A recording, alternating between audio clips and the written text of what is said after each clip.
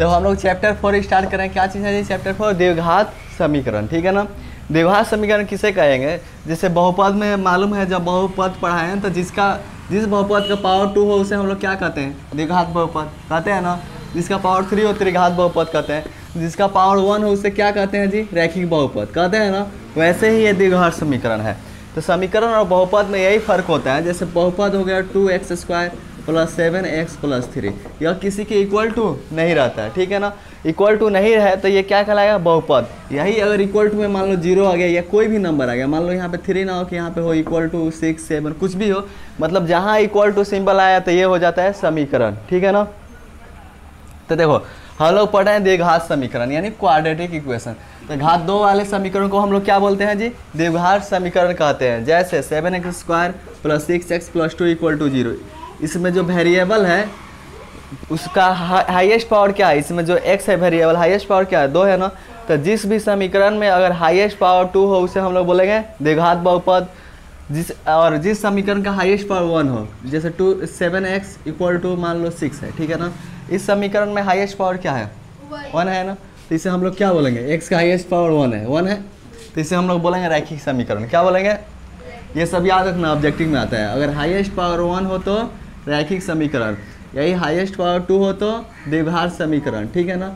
अगर highest power मान लो 9x², 9x क्यों कर देते? 9x3 7x² + 2x + 6 = 0। इस समीकरण में हाईएस्ट पावर क्या है? 3 है ना। तो ये क्या कहलाया? त्रिघात समीकरण कहलाएगा ना। कोई दिक्कत है? देखो हाईएस्ट पावर 1 तो रैखिक समीकरण, पावर 2 तो द्विघात समीकरण और हाईएस्ट पावर 3 तो त्रिघात समीकरण। इतना याद रखना, बस इतना से काम हो जाएगा, ठीक है ना। देखो द्विघात समीकरण का मानक रूप यानी द्विघात समीकरण का स्टैंडर्ड फॉर्म क्या होता है? ax² + bx + c = 0। ये क्या है? द्विघात समीकरण का स्टैंडर्ड फॉर्म है, मानक रूप है, ठीक है। जहाँ a b c वास्तविक संख्या है, जहाँ a हो गया, b हो गया और c हो गया, ये क्या है? वास्तविक संख्या है। यानी यहाँ पे पॉजिटिव नंबर, निगेटिव नंबर कुछ भी आ सकता है, ठीक है। तथा a = नॉट 0 हो, a does not equal to 0, a का वैल्यू 0 के इक्वल नहीं होना चाहिए। अगर यहाँ पे 0 हो जाएगा तो ये सारा 0 हो जाएगा, ठीक है ना। तो याद रखना a का वैल्यू 0 के इक्वल नहीं हो। और एक बात और समझो, जैसे मान लो ये दे दिया 2x का पावर -3 + 7x + 6 = 0। कोई बोलेगा -2 लेते हैं, ठीक है ना। कोई बोलेगा क्या ये द्विघात समीकरण है? तो ये द्विघात समीकरण नहीं है। याद रखना जो समीकरण होता है ना, समीकरण का पावर ना ही निगेटिव होगा, ना ही रूट के अंदर होगा, ना ही फ्रैक्शन के रूप में होगा, यानी 1/1/2 1/3। यानी ये तो द्विघात समीकरण नहीं है, -2 है, नहीं ना है। और इसका पावर √3 भी रहता तो ये भी द्विघात समीकरण नहीं होता। और इसका पावर 1/2 भी रहे तो ये भी द्विघात समीकरण नहीं होगा। द्विघात समीकरण वही होगा जिसका पावर क्या हो? 2 हो। जिसका पावर क्या हो? 2 हो। शायद बहुपद में ये सब समझाए है ना। जो बहुपद पे नियम लागू होता है वही इस पे होता है, बस इसमें = आ जाता है, ठीक है। देखो द्विघाती सूत्र यानी क्वाड्रेटिक फार्मूला। एक द्विघाती सूत्र होता है यदि b² - 4ac is greater than equal to 0, यानी b² - 4ac का वैल्यू या तो 0 से ग्रेटर देन नंबर बोलो, जैसे +1 2 3 4 5 ये सब इनफाइनाइट तक। यानी इसका वैल्यू अगर 0 से ग्रेटर देन आए तो भी इसका क्या होगा? मूल निकलेगा, तो भी इसका मूल निकलेगा। अगर b² - 4ac का वैल्यू 0 के इक्वल टू भी आ जाए तो भी इसका मूल निकलेगा, ठीक है ना। तो याद रखना अगर b² - 4ac का वैल्यू या पॉजिटिव मिले, क्या चीज़ मिले? पॉजिटिव नंबर मिले, या नहीं तो 0 मिले, तो ही इसका क्या होगा? मूल निकलेगा, तब जाके ये फार्मूला अप्लाई करेंगे। अगर इसका वैल्यू निगेटिव में आ गया, जैसे -1 -3 -2 कुछ भी निगेटिव आ गया ना, तब इसका मूल नहीं निकलेगा, ठीक है ना। क्योंकि ये बोल रहा है साफ कि b² - 4ac is greater than an equal to 0, यानी इसका वैल्यू या तो 0 के बराबर नहीं तो 0 से बड़ा हो तो द्विघात समीकरण ax² + bx + c = 0 के मूल, तो उसके मूल किससे निकलते हैं जी? इस फार्मूला से x = -b + -√b² - 4ac/2 है। इस फार्मूला से उसके मूल निकले हैं। कब? तो मेन यही है, अगर इसका वैल्यू 0 से ग्रेटर है नहीं तो 0 के इक्वल टू हो तब, ठीक है। देखो इसको b² - 4ac है ना, इसको हम लोग विविक्तर बोलते हैं। हिंदी में क्या बोलते हैं? विविक्तर यानी डिस्क्रिमिनांट, ठीक है ना। और इसे d से प्रेजेंट किया जाता है। क्या चीज़ से? d से। तो d = क्या हो गया? b² - ये रूट ओवर कहाँ से आ गया है? देखो d = क्या होगा? b² - 4ac, कोई दिक्कत? यानी b² - 4ac को हम लोग इसको क्या बोल सकते हैं, d भी बोल सकते हैं। तो ये भी कह सकते हैं d का वैल्यू या तो 0 से ग्रेटर है, नहीं तो 0 के इक्वल टू है, ठीक है ना, क्योंकि इसी को हम लोग बोलते हैं डिस्क्रिमिनेंट। तो पहला नोट लिखे हैं, यदि b² - 4ac ग्रेटर देन 0, क्या बोले हैं कि जब ग्रेटर देन 0 से इसका वैल्यू बड़ा रहे तभी ना इसका मूल निकालेंगे, नहीं तो 0 रहे तो। अगर मान लो b² - 4ac ग्रेटर देन 0 हो, यानी इसका वैल्यू 0 से बड़ा आ जाए तो क्या होता है, तो दो भिन्न वास्तविक मूल होते हैं, यानी इसके दो मूल आते हैं और दोनों क्या आते हैं, भिन्न भिन्न आते हैं, यानी दोनों डिफरेंस आते हैं ना। जैसे ये देखो पहला मूल क्या आएगा, x बराबर, इसमें प्लस माइनस है ना, तो x बराबर एक बार ये आ जाएगा -b प्लस और b² - 4ac को क्या बोलते हैं, d भी बोलते हैं ना, तो √d/2 है, ठीक है। एक बार प्लस वाला मूल आ जाएगा ये प्लस के साथ और दूसरा आ जाएगा माइनस के साथ, x = -b माइनस √d/2 है, ठीक है ना। यदि d का वैल्यू 0 से ग्रेटर देन आए, यानी b² - 4ac का वैल्यू 0 से ग्रेटर देन आए, तो दो भिन्न यानी दो अलग अलग मूल आते हैं। पहला क्या आता है, x = ये निगेटिव के साथ एक बार पॉजिटिव ले लेंगे, ये वाला मूल आएगा, एक बार निगेटिव के साथ ये निगेटिव ले लेंगे, ये वाला मूल आएगा, ठीक है ना। अगर b² - 4ac बताओ तो b² - 4ac 0 के बराबर होगा तो भी इसका क्या होगा, मूल होगा ना। तो अगर 0 के बराबर आ जाता है ना तो दो बराबर वास्तविक मूल आते हैं, दोनों मूल कैसे आएंगे, बराबर आएंगे, दोनों मूल इक्वल होते हैं, ठीक है ना। पहला क्या आता है, तो x = -b/2 है, तथा दूसरा आता है x बराबर -b/2 है, ठीक है ना। और ये दोनों क्या है, एक ही है ना, देखो -b/2 है -b/2 है, दोनों सेम लिखे हैं ना, तो दोनों यही मूल आएगा, ठीक है ना। क्यों ऐसा है, इसलिए होता है कि d किसके इक्वल आ जाता है, 0 के इक्वल आता है, d किसके इक्वल आ जाता है, 0 के इक्वल। तो ये d तो ये 0 हो जाएगा ना, ये d 0 होगा ना। जैसे ये देखो ये फार्मूला में ये लिखे हैं, x बराबर -b प्लस माइनस क्या बोले हैं, b² - 4ac को हम लोग क्या लिख सकते हैं, d भी बोलते हैं v/2 है। यहाँ पे d क्या हो जा रहा, 0 हो जा रहा, b² - 4ac बराबर क्या आ रहा, 0 आ जा रहा। तो जब इसका वैल्यू 0 आ जाएगा तो यहाँ पे 0 आ गया, तो 0 को इसमें जोड़ो घटाओ, कोई फ़र्क पड़ेगा, नहीं ना पड़ेगा, कोई फ़र्क पड़ेगा उस पर, नहीं पड़ेगा। तो बच क्या गया, -b/2 है, यानी यही इसके दो मूल आएंगे, -b/2 है और दूसरा भी -b/2 है। दो बार इसलिए लिखे हैं क्योंकि यह है द्विघात समीकरण, इसका हाईएस्ट पावर 2 है, और बहुपद में समझाए थे जिसका जितना पावर आता है उसका उतना ही मूल आता है। इसका 2 पावर है तो कितने मूल आएंगे, 2 आएंगे, इसीलिए लिख दिया -b/2 है और -b/2 है। समझ में आया। देखो यदि b² - 4ac is less than 0, मान लो 0 से ग्रेटर देन आया तो ये दो अलग अलग मूल आया, ठीक है। 0 के बराबर आया तो 2 बराबर मूल आया, और 0 से छोटा आ जाए यानी निगेटिव में आ जाए, ठीक है ना। तो रूट के अंदर अगर कोई भी नंबर निगेटिव में आता है उसे बोलते हैं हम लोग इमेजिनरी नंबर। क्या बोलते हैं, इमेजिनरी नंबर। तो वही लिखें, यदि b² - 4ac लेस देन 0 हो तो कोई वास्तविक मूल नहीं होते, इनका कोई भी वास्तविक मूल नहीं होता है। जैसे रूट के अंदर आ गया क्या बोले हैं कि ये क्या आ जाए, 0 आ जाए ना, सॉरी निगेटिव में आ जाए ना, ये b² - 4ac। तो अगर रूट के अंदर आ गया मान लो -7, क्या आ गया -7, क्या -7 रूट से बाहर आएगा, नहीं ना आएगा। या रूट के अंदर भी निगेटिव में नंबर है ना, तो इसे हम लोग क्या बोलेंगे, इमेजिनरी नंबर। जैसे ये देखो रूट के अंदर अगर -1 रहता है ना, √7 को हम लोग क्या लिख सकते हैं, 7 × -1 लिख सकते हैं ना। तो जो -1 रहता है ना, इसे हम लोग बोलते हैं आयोटा। क्या बोलते हैं, आयोटा। और इसे हम लोग आई से प्रेजेंट करते हैं, ठीक है ना। इसको इंटर में पढ़ना है, अभी इसका कोई ज़रूरत नहीं, मतलब समझ लो √(-1) को हम लोग बोलते हैं आयोटा, और √(-1) को हम लोग लिख सकते हैं आई के बराबर। किसके बराबर, आई के बराबर, ठीक है ना, समझ गए। द्विघात समीकरण का स्टैंडर्ड फॉर्म क्या होता है, x² + bx + c = 0। कोई दिक्कत। देखो सबसे पहले हम लोग यहाँ से a है ना, a को हटाएंगे। तो a को कैसे हटाएंगे, जब अगर a से इसमें डिवाइड दे देंगे तो a से a कट जाएगा ना, तो हम लोग क्या लिखते हैं, a से दोनों तरफ भाग देने पर, a से दोनों तरफ भाग देने पर।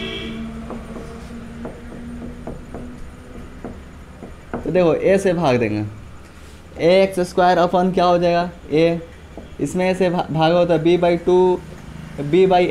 x, और इसमें a से तो c/a = 0/a।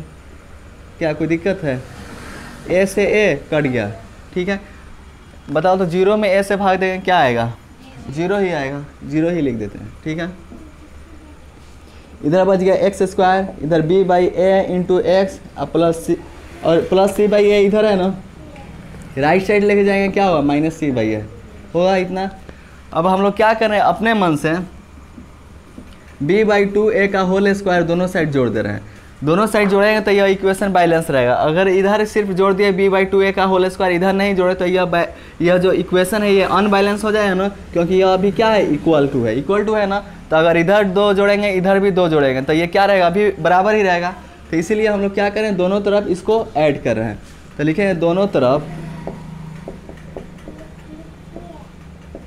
b/2a का होल स्क्वायर जोड़ने पर।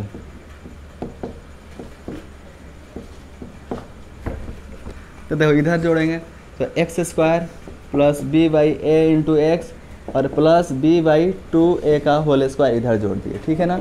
और इधर भी जोड़ दें -c/a प्लस b/2a का होल स्क्वायर। क्या कोई दिक्कत है? देखो हम लोग इस पे फार्मूला अप्लाई करेंगे a प्लस बी का होल स्क्वायर। क्या चीज़ का? a प्लस बी का होल स्क्वायर का फार्मूला क्या होता है, a² plus 2ab plus b² होता है ना जी। तो देखो यहाँ पे a² है, ठीक है ना, ये a² प्लस 2ab क्या होता है, 2ab होता है ना। तो लेकिन यहाँ पे 2 नहीं ना है, अगर यहाँ पे 2 रहता तो इसको अप्लाई करने के लिए हम लोग कोशिश करते थे। यहाँ पे हम लोग अपने मन से लिख रहे हैं 2, तो देखो तो x² अपने मन से यहाँ पे लिख दिया 2, अपने मन से लिखे हैं ना।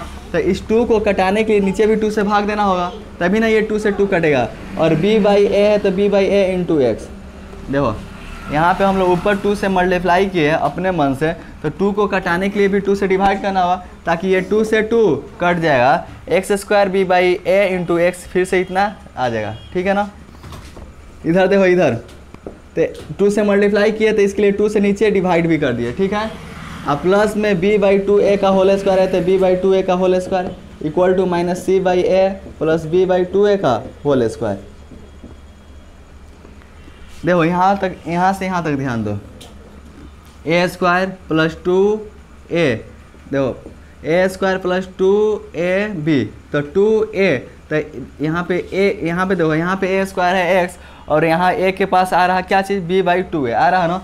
तो ये देखो x को इधर कर देते हैं, x मल्टीप्लाई में तो आगे पीछे लिख सकते हैं ना, तो 2 इंटू एक्स, ये x को इधर कर दिया, ठीक है ना।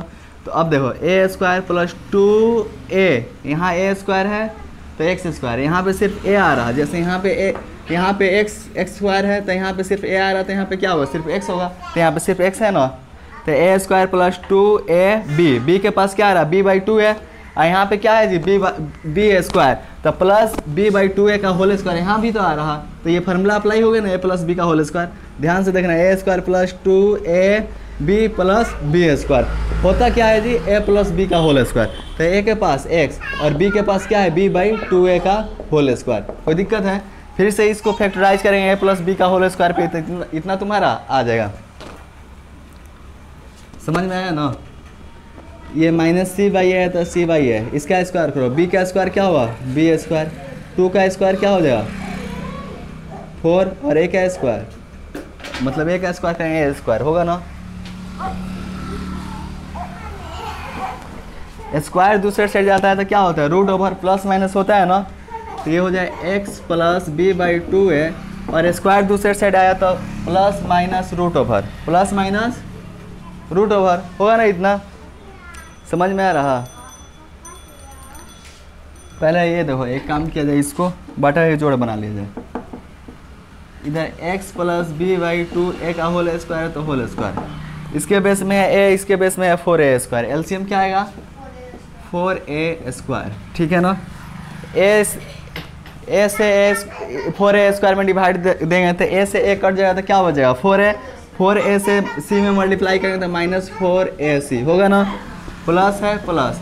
देखो तो 4a² से 4a² कट गया, क्या बच गया जी b²। x प्लस b/2a का होल स्क्वायर इक्वल टू, इसको अरेंज करो, b² पहले, उसके बाद -4ac अपॉन 4a², ठीक है।